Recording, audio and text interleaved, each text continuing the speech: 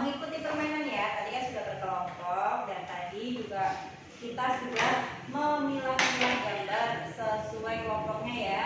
Masih ingat ibu-ibu untuk gambar yang jempolnya ke bawah itu untuk apa ya? Untuk perlakuan yang buruk. Kalau yang jempol ke atas untuk baik. Masih semangat kan? Semangat. Yang baru wajib Bu, harus semangat. Nah, sekarang kita lihat bersama-sama. Yang pertama dari kelompoknya Pak Heru. Nah, kelompok Pak Heru sama Bu Dini ya. Tadi mengelompokkan untuk perlakuan yang buruk, yang jempolnya ke bawah. Nah, yang pertama ada seorang guru yang sedang memarahi muridnya karena melakukan kesalahan, terus menjewer. Nah, dari Bu Dini ada yang mencubit. Nah, ini Bu, saya mau tanya dong. Ini ada gambar apa, Ibu? Maaf, Ibu Dini, ini tadi benar ya kelompok jenengan yang memasukkan gambar ini ke dalam kelompok yang ke jempol bawah.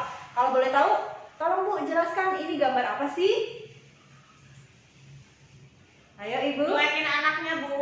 Oh, ini gambar seorang ibu yang sedang mencueki anaknya. Kenapa jenengan masukkan gambar ini ke dalam kelompok yang jempol ke bawah?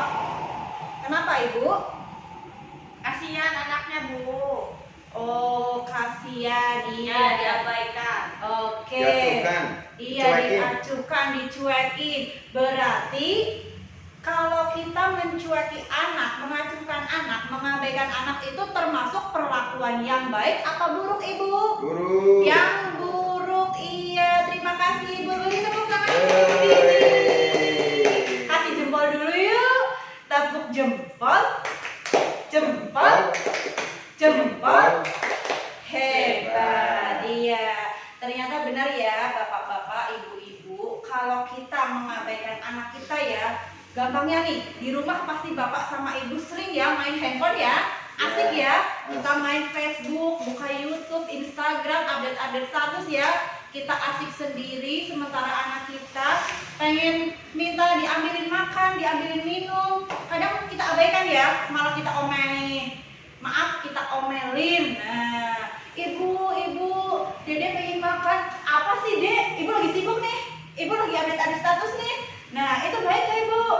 Enggak ya, itu termasuk perlakuan buruk ibu. Kan kasihan anak kita ya Bu, sakit hati ibu. Ibu aja coba, kalau lagi ngerayu bapaknya, bapaknya lagi sibuk main handphone, ibunya manggil bapaknya, Pak, lihat Pak, uang belanja ibu habis, terus dicuekin sama bapaknya, sakit gak Bu? Sakit ya. Maka dari itu Bu, dimulai dari diri kita ya. Tolong anak kita jangan diabaikan ya, sebisa mungkin diperhatikan. Kan cuma ibaratnya anak cuma minta diambilin minum, ambilin makan atau tanya apa, kita bisa tunda lah, HP-nya disimpan dulu buat nanti. Kita urus anak dulu ya Bu ya. Anak kan aset utama kita ya Bu. Iya, kalau anak kita berhasil, otomatis kita juga ikut berhasil ya. Oke, ini sudah. Selanjutnya kita ke kelompok jempol atas atau perlakuan baik. Nah, ini ada kelompok Pak Herman sama Ibu Endah. Oke, di sini ada anak yang dapat ujian sama. Nah, terus ini dari kelompok Pak Herman, saya mau tanya nih Pak Herman, maaf Pak Hermannya mana ya? Pak Herman ya? Halo Pak Herman. Halo. Oke, Pak Herman, boleh minta waktunya sebentar ya. Tadi kelompok Bapak mengelompokkan gambar ini ke dalam kelompok yang jempol atas atau perlakuan baik. Boleh minta tolong dijelaskan tidak Bapak? Ini termasuk gambar apa sih? Gambar anak menyapa bapaknya. Oke, anak menyapa bapaknya. Ini termasuk perlakuan baik apa buruk menurut jenengan tadi? Baik. Baik, iya. Bagaimana ibu-ibu yang lain, setuju tidak?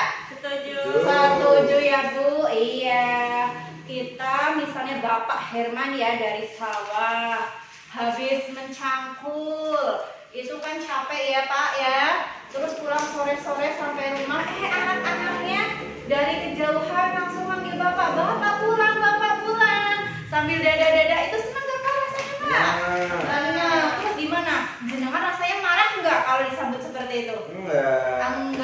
Alhamdulillah ya. Senang ya Pak? Senang. Iya, itu termasuk perlakuan baik kepada anak ya. Iya. Misal kita pulang kerja atau kita baru pulang dari mana, terus disambut sama anak. Tolong ya ibu bapak, selelah apapun kita, sesuntuk apapun, tolong sempatkan untuk membalas sambutan anak nih. Iya. Minimal kasih senyum lah nih. Iya. Kalau kita nggak, ibaratnya tenaga kita udah nggak cukup buat gendong atau sekedar hora-hore, ya seenggaknya kasihlah senyuman yang terbaik untuk anak-anak. Mereka itu besar harapannya loh. Mereka tuh menyambut bapak dengan gembiranya, oh bapak saya sudah pulang, seneng gitu. Kalau tiba-tiba dicuekin kan sakit ya.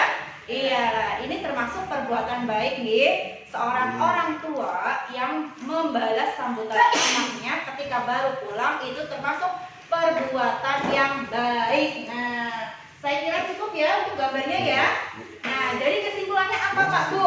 Kalau perlakuan baik itu apa ya? Kalau perlakuan baik itu ternyata perilaku orang tua yang sesuai dengan tanggung jawab kepada anak ya. Seperti tadi kita memberikan pujian, itu termasuk tanggung jawab ya, itu hak anak. Terus membalas sambutan anak, terus memperhatikan anak, memberikan kasih sayang, itu termasuk perlakuan baik. Dan selanjutnya untuk perlakuan buruk. Perlakuan buruk itu adalah perilaku yang dapat merugikan anak.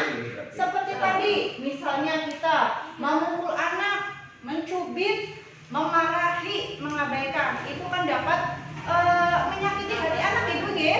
Kita mencubit itu kan merugikan anak juga, anak jadi merasa tersakiti, nanti berpengaruh dalam perilakunya ibu.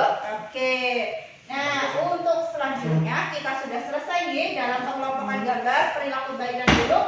Monggo ibu-ibu yang pegang buku di tangan boleh dilihat halaman 10, yaitu tentang pengertian kekerasan terhadap anak. Yo, yang tidak pegang buku kita boleh lihat ke depan ya. Kita lihat flip chart bersama-sama. Di sini ada pengertian kekerasan terhadap anak. Nah, menurut Permenak PP tahun 2010 ini, kekerasan terhadap anak adalah setiap perbuatan terhadap anak yang menimbulkan atau yang berakibat timbulnya kesengsaraan atau penderitaan secara fisik, mental, seksual, psikologis, termasuk penelantaran dan perlakuan buruk yang mengancam integritas tubuh dan merendahkan martabat anak. Nah, setiap perbuatan yang mengakibatkan penderitaan baik fisik, psikis, seksual, dan sosial terhadap anak itu termasuk perlakuan yang salah ya ibu ya. Dan segala bentuk perlakuan yang tidak sepatutnya dilakukan oleh orang-orang yang diberi tanggung jawab atau kuasa atas dan mempunyai kewajiban untuk memelihara dan merawat anak yang dapat berpotensi merugikan sementara atau permanen, melukai, menimbulkan kecacatan, bahkan dapat mengancam jiwa anak. Nah, sekarang saya ingin tahu siapa yang paling bertanggung jawab terhadap anak? Ayo, Bapak Ibu, tahu siapa? Guru, tetangga, atau kita sebagai orang tua? Orang tua ya. Oke, kita sebagai orang tua sebisa mungkin ya Bu, jangan pernah melakukan kekerasan terhadap anak. Sebisa mungkin jauhi perlakuan buruk terhadap anak ya. Kalau ingin anak kita sukses, anak kita tumbuh sehat, tumbuh hebat, tolong jauhi kekerasan terhadap anak ya Pak Bu ya. Itu pesan saya. Monggo kita sarang-sarang ya. Kita rawat anak-anak kita dengan penuh kasih sayang ya Pak Ibu ya. Nah, untuk kekerasan terhadap anak dan perlakuan salah, perlakuan buruk sudah jelas nih Bapak Ibu ya. Kita bisa lanjutkan sesi berikutnya.